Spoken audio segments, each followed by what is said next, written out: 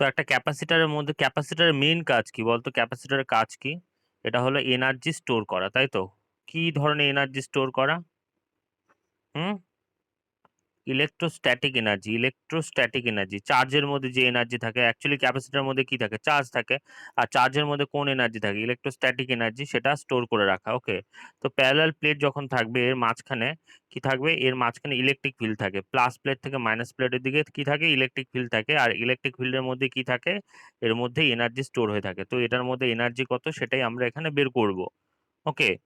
এবার ধর এই যে প্যারালাল প্লেট যে আছে, ঠিক আছে, ধর এখানে একটা দুটো প্লেট আছে, এটা প্লাস প্লেট আর এটা মাইনাস প্লেট।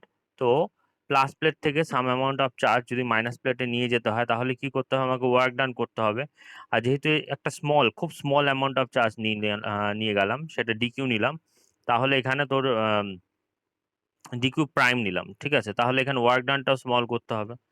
এবার দেখ ওয়ার্ক ডানের সাথে চার্জের কি relation? W equal to Q V, work done equal to charge into voltage, এটা সবাই জানি। ওকে। তো সেই ফর্মুলাই আমরা এখানে ইউজ করব, W equal to Q V, W equal to Q V. Okay, এখানে যেহেতু স্মল ওয়ার্ক ডান হচ্ছে সেই জন্য ডি ডাব্লিউ ধরলাম, আর দুটো প্লেটের মাঝখানে যে পোটেনশিয়াল ডিফারেন্স সেটা ধরলাম ভি। ওকে। তাহলে কত চার্জ না হলো? DQ prime amount of charge না হলো, তাহলে প্রথমে কি থাকবে? চার্জ ডিকিউ প্রাইম, তারপরে কি থাকবে? তারপরে থাকবে ইনটু তোর ডিকিউ প্রাইম ইনটু কি থাকবে? তোর পোটেনশিয়াল ডিফারেন্স ভি। ঠিক আছে, এটাকে ভি প্রাইম ধরলাম, এটা একটু সুবিধা হবে করতে। তাহলে এখানেও কি হবে? ভি প্রাইম হয়ে যাবে। ঠিক আছে, তো দেখ এই যে ডি ডাব্লিউ ইকুয়াল টু কি হচ্ছে? DQ D V prime DQ. ঠিক আছে, এই যে চার্জটা আমি এখানে তুলে নিয়ে এখানে নিয়ে গেলাম, এটা করতে কি লাগবে? ওয়ার্ক ডান লাগবে। আর সেটাই কি হবে? এই ওয়ার্ক ডানটা তো ওয়েস্ট যাবে না, এটাই বডির মধ্যে এনার্জি হিসেবে স্টোর থাকবে, সেটা হবে পোটেনশিয়াল এনার্জি। আর এটা যেহেতু ওয়ার্ক ডানটা খুব স্মল সেই জন্য পোটেনশিয়াল এনার্জিটা স্মল হবে। আর টোটাল ওয়ার্ক ডান করতে গেলে এখানে কি করতে হবে? ওয়ার্ক ডানের উপর ইন্টিগ্রেশন নিতে হবে। বুঝতে পারলি? তাহলে ভি প্রাইম ডিকিউ হয়ে গেল, এখানে ডিকিউ প্রাইমও লিখতে পারি যেহেতু এখানে ডিকিউ প্রাইম ধরেছি, তাহলে এখানেও ডিকিউ প্রাইম হবে। আর ভি এর ভ্যালু কত হয়? ভি প্রাইমের ভ্যালু কত হবে? Q by C. আর এখানে চার্জ কত আছে? ইনিশিয়ালি ধরলাম যে ইনিশিয়ালি যখন এক্সপেরিমেন্ট স্টার্ট করলাম এর মধ্যে অলরেডি চার্জ আছে Q prime plus Q prime, আর এখানে এই প্লেটের মধ্যে চার্জ আছে মাইনাস কিউ প্রাইম। তাহলে Q prime minus Q prime charge আছে, তারপরে কি করবো? আমি এখান থেকে D Q prime small amount of charge তুলে নিয়ে এখান থেকে এখানে রাখলাম, তাহলে যে ওয়ার্ক ডানটা হলো সেই ওয়ার্ক ডানটা কি হবে? এর মধ্যে এনার্জি হিসেবে স্টোর হবে, আর সেটাই আমরা এনার্জি অফ দ্য ক্যাপাসিটর হিসেবে পাবো। বুঝতে পারলি? তাহলে কিছুই না, জাস্ট ওই একটাই ফর্মুলা। কি ফর্মুলা? এই পিডিএফটা তো অলরেডি সেন্ড করে দিয়েছে, ওখান থেকে দেখবি যে ডাব্লিউ ইকুয়াল টু কিউভি যে ফর্মুলা আছে সেটাই একমাত্র এখানে অ্যাপ্লাই করা হয়েছে, জাস্ট এদিক ওদিক করে সাজানো হয়েছে। অঙ্কিতা বুঝতে পেরেছিস? জাহ্নবী বুঝতে পেরেছিস? তাহলে দেখ এখন টোটাল ওয়ার্ক ডান যদি পেতে চাই, ধর তুই একটা প্লেট থেকে আরেকটা প্লেটে চার্জ তুলে নিয়ে রাখলি, এবার রাখতে গেলে তো ওয়ার্ক ডান হবে, স্মল অ্যামাউন্টের চার্জ নিলে স্মল ওয়ার্ক ডান হবে। এবার টোটাল ওয়ার্ক ডান করতে গেলে আমাকে কি করতে হবে? এটার উপর ইন্টিগ্রেশন মারতে হবে, তাহলে আমি টোটাল ওয়ার্ক ডান পাবো। সেই ইন্টিগ্রেশন মারার পর কি আসবে? তাহলে দেখ এখানেও ইন্টিগ্রেশন মারতে হবে, এখানেও ইন্টিগ্রেশন মারতে হবে, তাই না? এবার দেখ চার্জের ভ্যালু কত হয়? কিউ ভি, সরি সিভি হয়, সেটা আমরা এই ফর্মুলা ইউজ করলাম। চার্জে কিউ প্রাইম বসলাম, ভি প্রাইম বসলাম, তাহলে ভি প্রাইমের ভ্যালু কত? Q prime by C. সেই ফর্মুলাটায় সেই ভ্যালুটা আমরা এই যে এখানে পুট করে দিলাম। Okay, Q prime by C into DQ হয়ে গেল, বা এখানে ডিকিউ প্রাইম দিলেও কোনো ক্ষতি নেই। ওকে, এখানে ডিকিউ প্রাইম বরঞ্চ দিয়ে দিলে ভালোই হবে। ঠিক আছে, ডিকিউ প্রাইম দিয়ে দিই। এবার দেখ কিউ প্রাইম বাই সি হয়ে গেল। এবার একটা কোশ্চেন, যে ইন্টিগ্রেশন লিবো, যে লোয়ার লিমিট আর আপার লিমিট ইন্টিগ্রেশনে হয়, সেটা বসাবো কোথার থেকে? ইনিশিয়ালি দেখ, ইনিশিয়ালি যে এখান থেকে যে চার্জ নেওয়া স্টার্ট করলাম একদম শুরুতে, টি ইকুয়াল টু জিরোতে কোনো চার্জ নিয়েছি কি? নিইনি, তাহলে ইনিশিয়ালি কত ছিল? জিরো। আর যখন টোটাল কত অ্যামাউন্ট অফ চার্জ নিলাম? টোটাল ধরলাম capital Q amount of charge নেওয়া হলো, তাহলে এখানে কত হয়ে যাবে? তাহলে প্লাস কিউ, আর এখানে মাইনাস কিউ চার্জ হয়ে যাবে, তাই না? তাহলে ultimately capital Q amount of charge নেওয়া হলো, যেহেতু সব ক্যালকুলেশনে ক্যাপিটাল কিউ থাকে সেই জন্য নিলাম। তাহলে লোয়ার লিমিট কত হবে? জিরো, আর আপার লিমিট কত হয়ে যাবে? ক্যাপিটাল কিউ হয়ে যাবে। তো সেটাই আমরা এখানে ক্যালকুলেশনের মধ্যে ইউজ করেছি। ওকে, তো total work done in transferring total charge capital Q is given by this. এবার এটার ভ্যালু যখন বসাবো, সিটা কনস্ট্যান্ট, সিটা ইন্টিগ্রেশনের বাইরে চলে আসবে, আর ইন্টিগ্রেশন লোয়ার লিমিট জিরো থাকবে, আপার লিমিট কিউ থাকবে, এখানে কিউ প্রাইম আছে, আর ইন্টু ডি কিউ হলো, ডি কিউ প্রাইম লিখলেও কোনো ক্ষতি নেই। Okay, Q prime into D Q prime.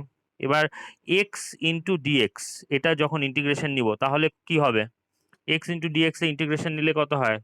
X square by two. ঠিক আছে, ফর্মুলা জানো তো সবাই, ফর্মুলা লিখে দাও। X to the power n dx, এটার ফর্মুলা কি? ইন্টিগ্রেশনের ফর্মুলা হয় x to the power n plus one divided by n plus one. ঠিক আছে, এবার এন এর ভ্যালু দেখো এখানে কত আছে, এখানে এন এর ভ্যালু, এখানে এখানে পাওয়ার কত আছে? ওয়ান আছে। তাহলে এখানে এন এর ভ্যালু যদি ওয়ান পুট করি, এন এর ভ্যালু যদি ওয়ান পুট করি তাহলে কত হবে? এক্স ডিএক্স তাহলে ইকুয়াল টু কত হবে? X to the n plus one, মানে এক্স স্কোয়ার, নিচে কত হবে? ওয়ান প্লাস ওয়ান মানে two, x square by two হয়ে যাবে। ওকে, তো সেই জন্য এখানে কি হচ্ছে? Q prime. সবাই লিখেছো এগুলো? তাহলে আলটিমেটলি আমরা কি পেলাম? তাহলে এখানে কিউ প্রাইম ডি কিউ ছিল, তাহলে এটাকে ইন্টিগ্রেশন করলে কি হবে? Q prime square by two চলে আসবে নিচে।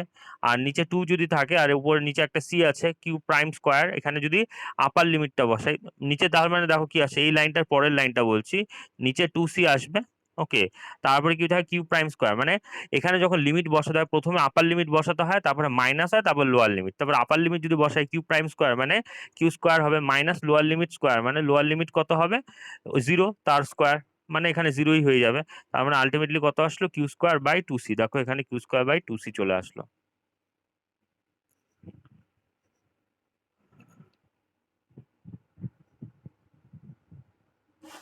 বোঝা গেল? মেঘালয়, বুঝতে পেরেছিস?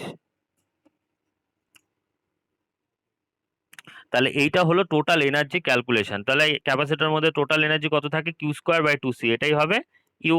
This work is stored as the electrostatic potential energy in the capacitor. সেটার ভ্যালু কত হবে? ইউ। ইউ ইকুয়াল টু কত হয়ে গেল? Q square by two C, এটাই হবে ফাইনাল এক্সপ্রেশন। এই যে ইউ এর ভ্যালু কত হলো? Q square by two C. এবার কিউ এর ভ্যালু সিভি, তা কিউ এর ভ্যালু যে এখানে বসা, তাহলে কত হচ্ছে? কিউ স্কোয়ার মানে সি স্কোয়ার ভি স্কোয়ার, নিচে কত হচ্ছে? Two C. এখান থেকে তো একটা সি কাটবে, তাহলে হাফ সিভি স্কোয়ার, দেখ হাফ সিভি স্কোয়ার এখানে চলে আসছে। ওকে, আর Q square by two C এটাকে এইভাবে লেখা যায়, দেখ, আর নিচে একটা হাফ থাকলো, ঠিক আছে, একটা কিউ থাকলো, আরেকটা কিউ আলাদা নিলাম, সি নিলাম, কিউ বাই সি। এখান থেকে দেখ কিউ বাই সি যদি করি তাহলে কত আসবে? ভি আসবে। তাহলে কিউ বাই সি এর জায়গায় ভি লেখা যায়, তাহলে আলটিমেটলি কত হয়ে যাবে? হাফ কিউ ভি হয়ে যাবে, দেখ হাফ কিউ ভি। ঠিক আছে, তাহলে তিনটে expression, Q square by two C, half Q V, আর একটা হলো হাফ সিভি স্কোয়ার। এটা তো জাস্ট ক্যালকুলেশনের জন্য আসছে কি। হুম, এটা মনে রাখতে হবে না, এই তিনটে মনে রাখলেই হলো। তাহলে Q square by two C equal to Q square by two C equal to half Q V equal to half CV square. বোঝা গেল?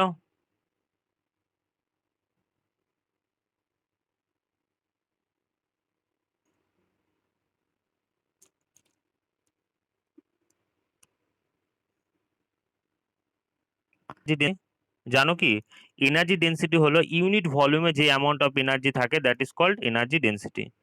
ইউনিট ভলিউমে যে এনার্জি থাকে that is called energy density. ই মা, আমার এটা ভয়েস ল্যাগ করছে। আমার কথা শোনা যাচ্ছে ঠিকঠাক?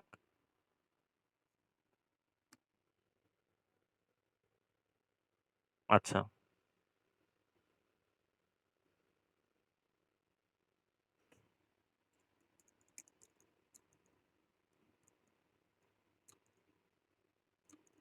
আমার পিডিএফটা কি হয়ে গেল? হ্যাং হয়ে গেল পিডিএফটা।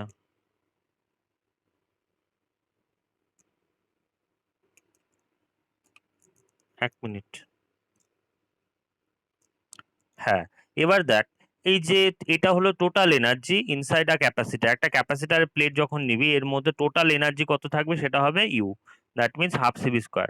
এবার যদি কেউ বলে যে এটা তো টোটাল এনার্জি, এবার এর ভেতরে যে কোনো এর ভেতরে এনার্জি ডেন্সিটি কত হবে? Energy density means energy stored per unit volume. মানে একটা টোটাল ক্যাপাসিটার দেখতে কিরকম হয়? এরকম হয়, দুটো প্লেট থাকে পরপর, পাশাপাশি দুটো প্লেট থাকে, তাই না? এই দুটো প্লেটের মাঝখানে যে এরিয়া আছে এর ভেতরে একটা স্মল এরিয়া নিলাম, স্মল ভলিউম নিলাম, সরি, এরকম ধর একটা স্মল ভলিউম অ্যাসিউম করলাম।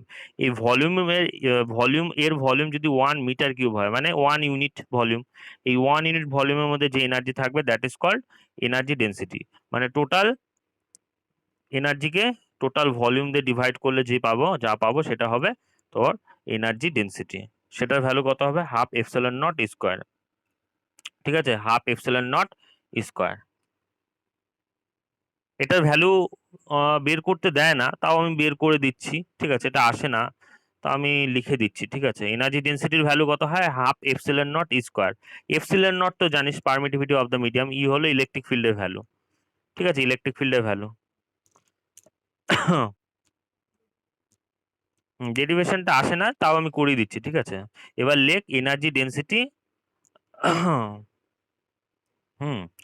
লিখে রাখ এনার্জি ডেন্সিটি, এনার্জি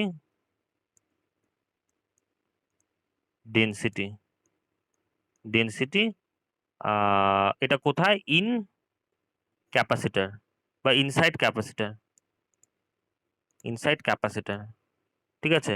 তো এনার্জি ডেন্সিটি ভ্যালু কি হবে, দেখ, তাহলে U total energy, U total volume, V O L M দিয়ে লিখলাম। টোটাল এনার্জি কত হচ্ছে, half,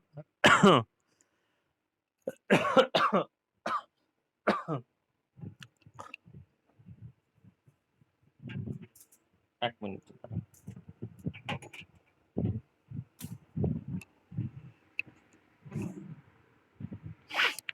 half C V square হয়ে গেল।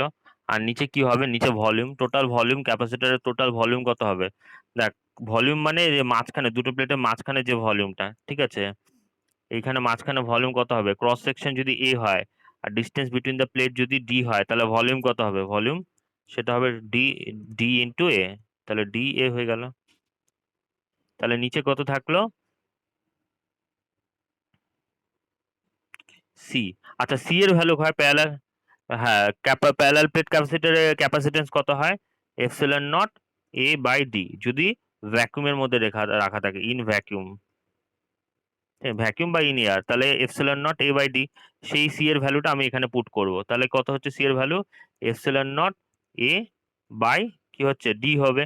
আর নিচে 2 আছে, ডি আরেকটা আছে, আর নিচে আরেকটা এ আছে, আর পাশে কি থাকবে, ভি স্কোয়ার থাকবে, ওই যে ওপরে যেটা ছিল ভি স্কোয়ার, ঠিক। এবার এখানে কি হবে, এখানে দেখো কিছু কাটবে বোধহয়, আমার মনে হচ্ছে এ এ কাটবে, আর তো কিছু কাটছে না। তাহলে নিচে 2 হয়ে গেল, তাহলে এপসিলন নট তো থাকলো, আর এখানে কি আছে, ভি বাই ডি, দুটো করে আছে ডি স্কোয়ার। এবার দেখো ইলেকট্রিক ফিল্ডের ভ্যালু কি, আমরা জানি ইলেকট্রিক ফিল্ডের ভ্যালু ভি বাই ডি, ঠিক আছে। এই রিজনটা আমরা এখানে ইউজ করব, যেহেতু এটা হচ্ছে, তো এখানে আমরা যদি পুট করি তাহলে হাফ এপসিলন নট কি হয়ে যাবে, এখানে ই স্কোয়ার হয়ে যাবে, half epsilon naught E square, V by D means ই।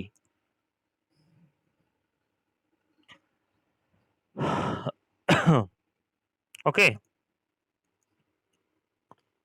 এটা হলো তোমার এনার্জি ডেন্সিটির ভ্যালু, যেটা ইউ এর ভ্যালু, স্মল ইউ এর ভ্যালু আমরা বের করলাম, সেটার ভ্যালু কত হচ্ছে, half epsilon naught E square. ডান।